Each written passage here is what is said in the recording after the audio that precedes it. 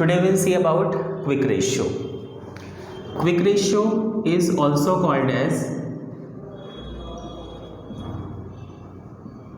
liquid ratio or acid taste ratio. This is the second type of liquidity ratio where we will calculate that how much amount of liquid asset a company is having to pay its current liabilities. Quick ratio find करने के लिए हम जो formula use करते हैं वो है liquid assets upon current liabilities. Liquid assets को हम दूसरी लैंग्वेज में क्विक एसेट्स भी कह सकते हैं। तो क्विक एसेट्स और liquid assets upon current liabilities is equals to quick ratio और लिक्विड रेशियो।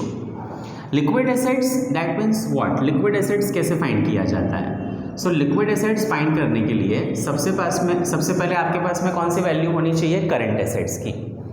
जब हम करंट एसेट्स में से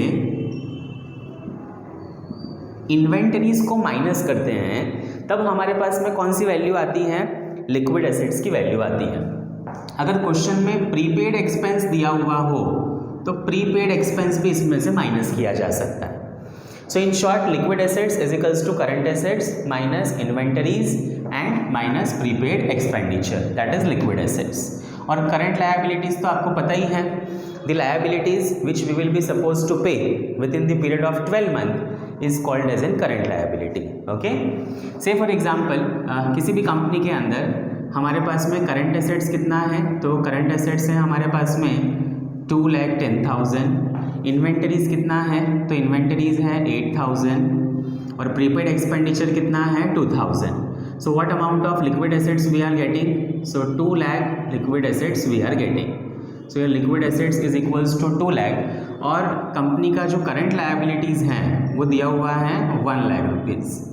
सो here we can say that हमारा लिक्विड एसेट्स कितना है? 2 लाख रुपीज़, जो कि हमारे पास में यहाँ से आया है। The calculation is shown over here. और करंट लायबिलिटीज़ कितना है? सो तो current liability is 1 lakh rupees. So what is our liquid ratio? तो हमारा लिक्विड रेशियो हो जाएगा 2:1। इसका मतलब ये है कि हमारे पास में 2 रुपीज़ ऑफ कैश अवेलेबल है अभी, कि जिससे हम 1 रुपीज़ ऑफ लायबिलिटी को क्या कर सकते हैं? पे कर सकते हैं for this current accounting year. Thank you so much.